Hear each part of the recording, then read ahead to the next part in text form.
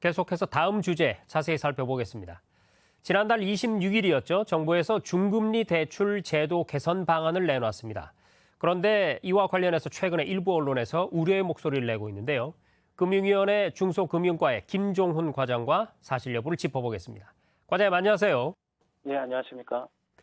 네, 우선 일부 언론 보도를 보면 이 중금리 대출을 활성화하려는 이번 방안은 신용도가 낮아서 은행권 밖으로 밀려나곤 했던 차주에게 금리를 조금 더 받더라도 대출을 해주라는 의미라면서 금융사들에게는 금리 상한 수준을 일괄적으로 낮추라는 의미로 받아들여지고 있다. 이렇게 지적하고 있거든요. 어떻게 보세요?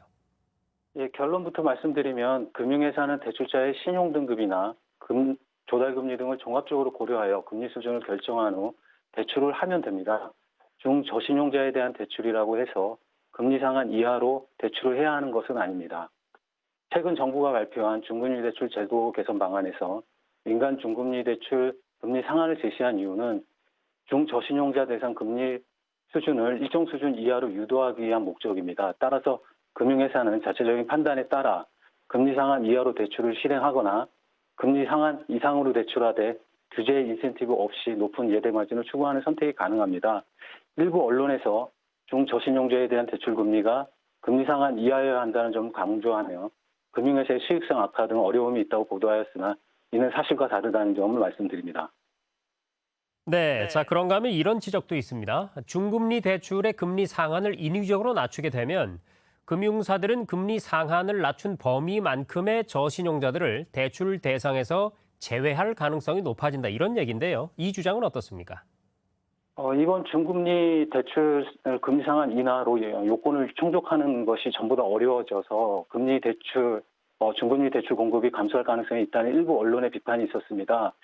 정부가 금리 상한을 인하한 것은 그동안의 시장 금리 하락 추세 등 정책 여건 변화를 반영한 것이라는 점을 먼저 말씀드립니다.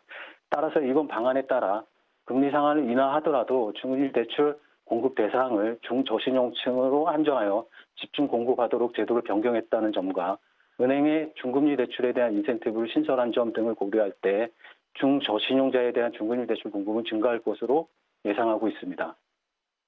네, 자 과장님 아무래도 이 금리 인하나 대출 등과 관련해서 영향을 많이 받는 분들이 중저신용층일 수밖에 없겠죠.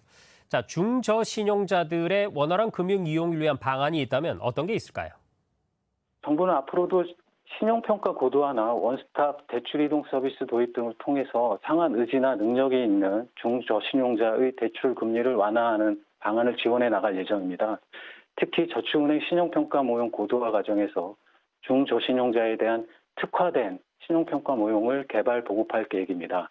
신용평가 모형의 고도화가 진행될 경우 기존의 동일 신용등급에서 평가받던 차주 중 일부는 통신요금이나 세금, 공과금 납부 이력 등 비금융정보가 반영되어 전보다 높은 신용도를 가진 것으로 평가받을 수 있게 됩니다. 또한 원스톱 대출 이동 서비스를 통해서 금융소비자에게 기존 대출보다 유리한 조건의 신규 대출로 쉽게 갈아탈 수 있도록 지원하는 것을 시행할 예정입니다. 이에 따라 금융회사의 대출 금리 인하 경쟁이 강화될 것으로 예상이 되며 소비자 편익이 제고되고 과중한 원리금 상환 부담에서 벗어날 수 있는 계기가 될 것으로 예상합니다. 마지막으로 정부는 법정 최고금리 인하에 따른 부작용이 최소화될 수 있도록 시장 상황 등을 면밀히 모니터링하면서 준비된 후속 조치를 차질 없이 시행해 나갈 예정입니다.